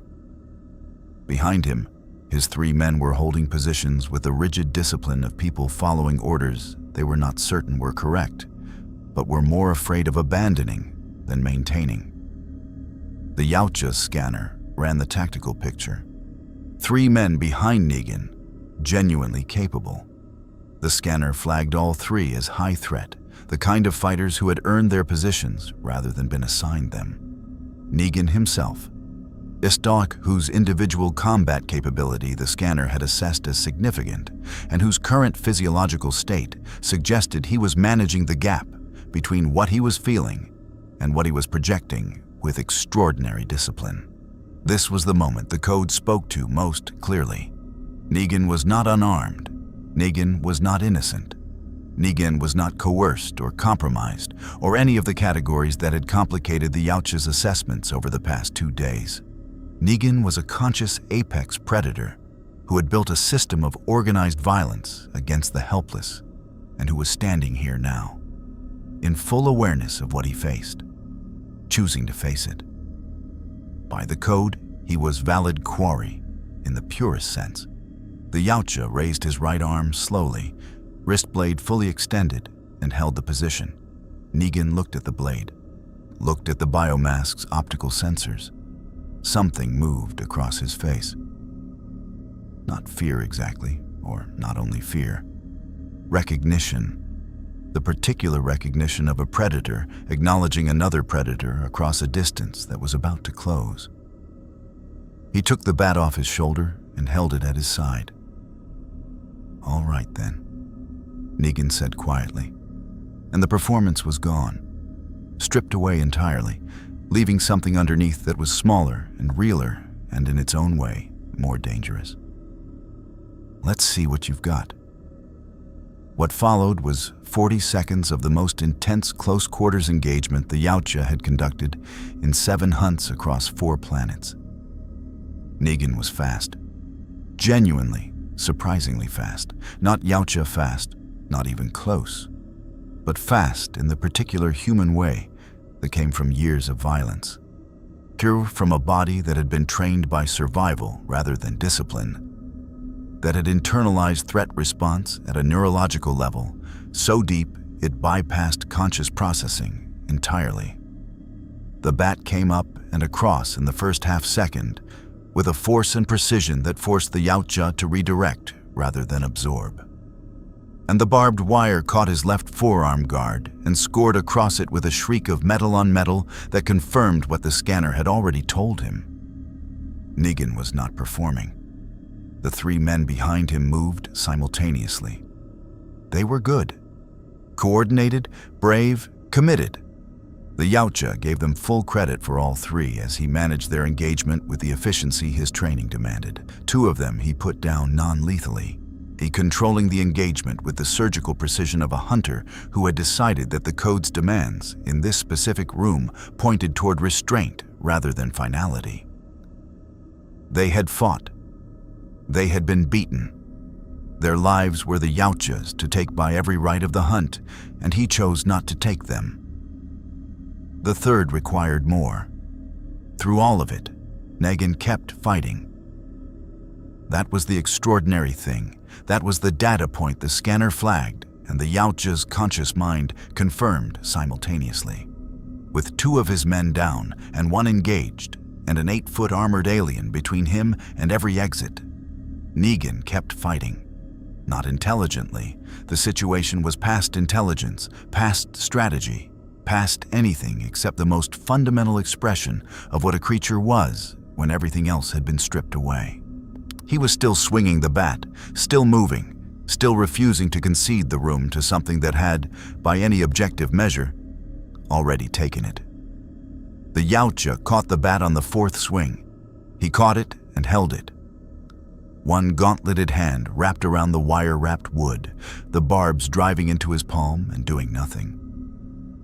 And he looked at Negan across the length of the bat and let the moment exist fully. Negan looked back. Chest heaving, one eye beginning to swell from an impact he'd taken in the first 10 seconds that he hadn't let slow him down. Physiological markers of total exhaustion across the board. And still, the defiance, sitting on top of all the fear and all the pain, like something that had decided it lived there permanently and was not moving out. The Yautja released the bat. He stepped back, and Negan stared at him, processing. The scanner read genuine confusion layered over the fear and the defiance. A man who had built his entire existence around a system of dominance and submission, who had just encountered something that existed entirely outside that system, that had beaten him completely and then stepped back, and whose motivations were therefore incomprehensible. Rick's voice came from the building's eastern entrance. The assault had reached the central structure. The compound was effectively taken. The battle's mathematics had resolved in the direction the Yautja had projected. Rick stepped into the room, took in the scene. Negan standing, the Yautja standing, the bat on the floor between them. Rick looked at the Yautja with a question in his face that didn't need words. The Yautja looked at Negan. Then he looked at Rick. The playback spoke one assembled fragment, pulled from the council discussion, from the conversations of the past 2 days, from the accumulated record of everything he had heard these people say about what they were fighting for. Your kill. Your choice. The silence in the room lasted 4 seconds. Rick looked at Negan. Negan looked at Rick. The Yautja stood between them and looked at neither. His scanner running its final comprehensive assessment of the compound's status, with the methodical completeness of a species that closed its tactical pictures thoroughly before moving to the next phase. The eastern section was secured. The main gate was held. 41 of the 60 saviors had surrendered or been incapacitated.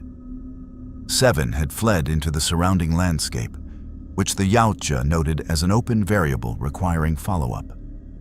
12 had been killed in the assault, all in active engagement. None executed after the fact. Rick's people had maintained that discipline under significant pressure, which the Yautja filed as the most meaningful data point of the entire operation. The compound was taken. The system's physical infrastructure was in Rick's hands. What happened to its apex was Rick's decision. That was not generosity. It was precision. The Yautja had made his assessment of what his role in this conflict was and what it was not, and executing a defeated opponent at the request of another party was not a role his code recognized. The kill was Rick's by right of cause. This was Rick's world, Rick's community, Rick's loss that had made this morning necessary. The Yautja had contributed his capabilities to the operation as a parallel actor, pursuing a convergent objective. The final disposition of the system's leader belonged to the person who had the most legitimate claim to it. Negan seemed to understand this before Rick did.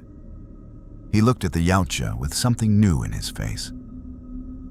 Not the defiance, which had finally spent itself in those 40 seconds, but something the scanner designated as genuine assessment.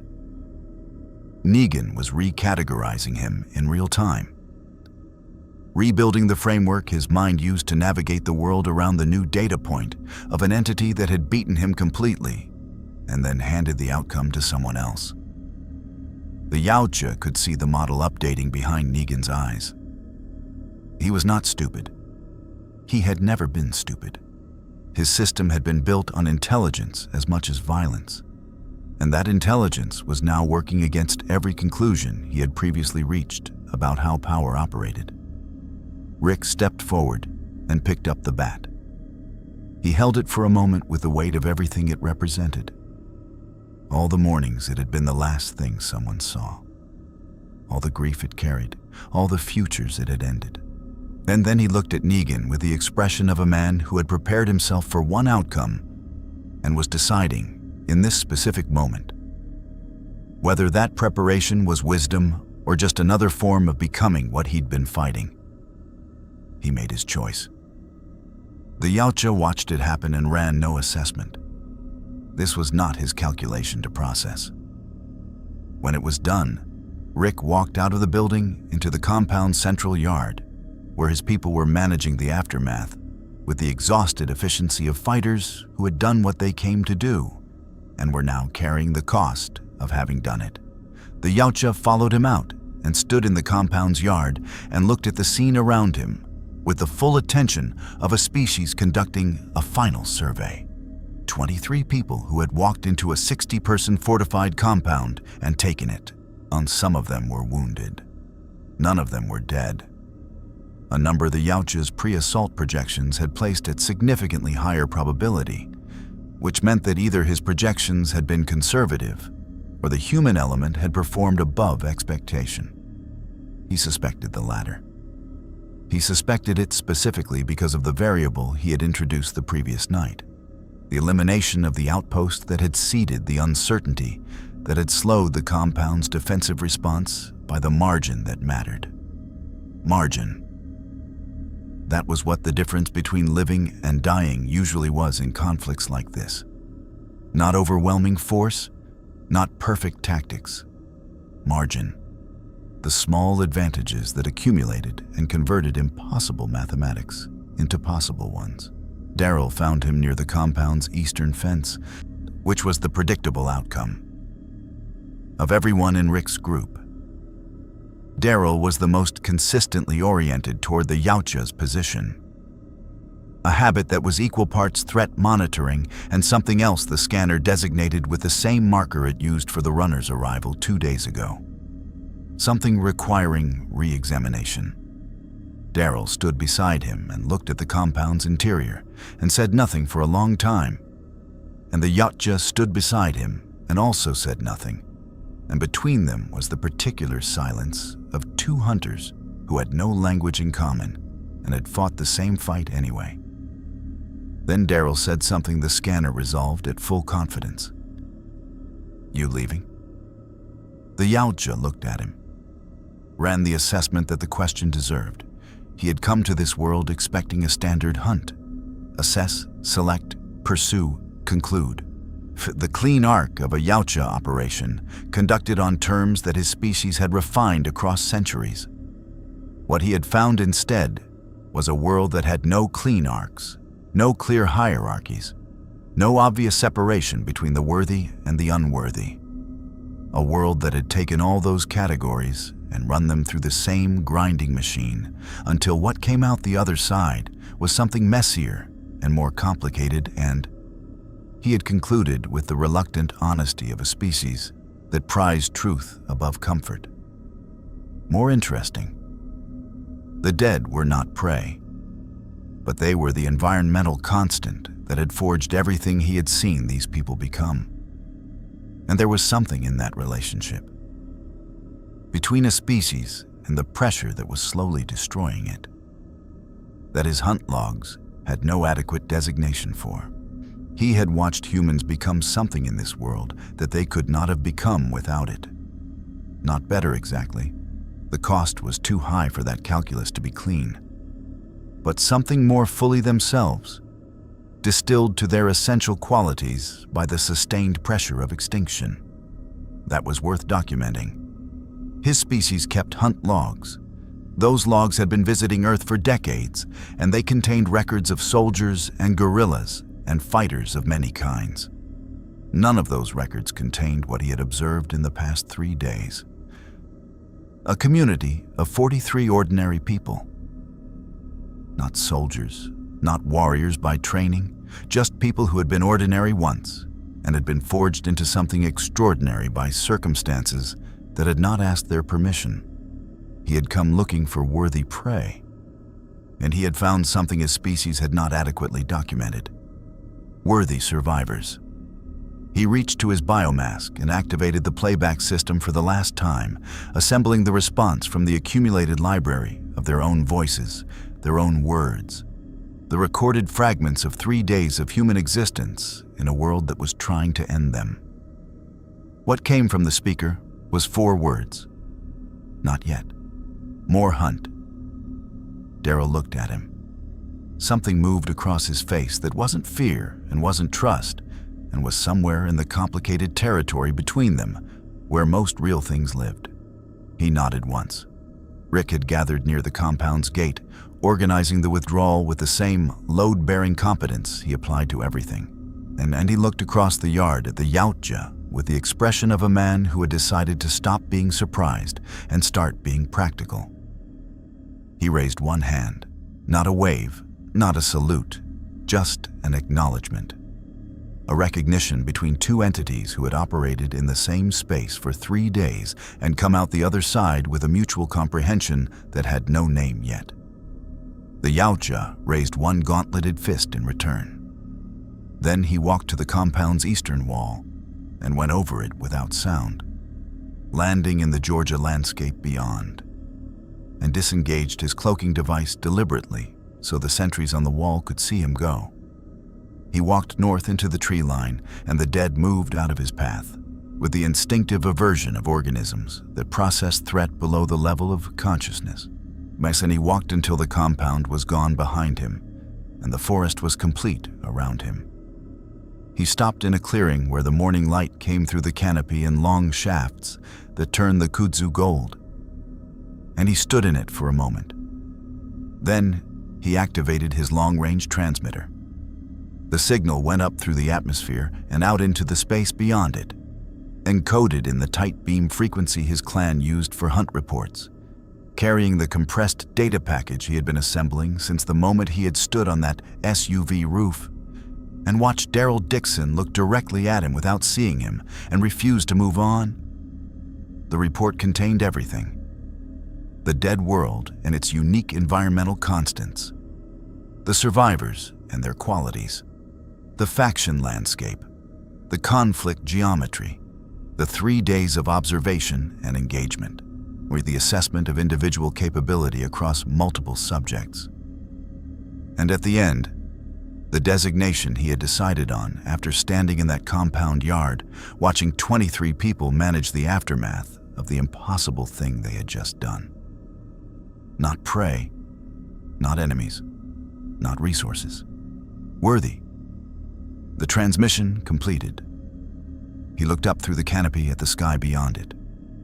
Somewhere up there, his clan would receive the report. They would assess it, and what they decided. Whether they came to verify his findings, whether they came to hunt, whether what he had reported about this world's particular quality of human would draw more of his kind or caution them away, was a variable he had introduced into this world's future with full awareness of what it might mean. He looked back once in the direction of the compound, and then he moved deeper into the forest, cloaking device engaging, disappearing into the Yautja morning like something the world had dreamed and was already beginning to forget. Behind him, the dead moved through the kudzu with their soft and terrible patience. Ahead of him, the hunt continued. The world had ended, but something ancient had been watching when it did. The Yautja had arrived expecting sport and found philosophy instead. A planet where the hierarchy of predator and prey had been so thoroughly disrupted that the very concepts required rebuilding from the ground up. The dead had no place in the code. The living barely fit it. And yet in 3 days of observation and engagement, the hunter from the stars had found what it came for, just not in the form it expected. It had found the answer to the question its species had been asking about humanity since the first Yautja drop pod had burned through Earth's atmosphere decades ago. What were these small, fragile, burning creatures capable of when everything was taken from them? The answer, documented now in a hunt log that would travel across the stars and be read by eyes nothing like human eyes, was this: everything. They were capable of everything. The best and worst of it, simultaneously, without resolution, carrying both with the particular stubbornness of a species that refused to be only one thing even at the end of the world. The Yautja's transmission had been sent. What came next was beyond any single hunter's control. But in the Yautja forest, in the space between one step and the next, the hunt continued. As it always had, as it always would.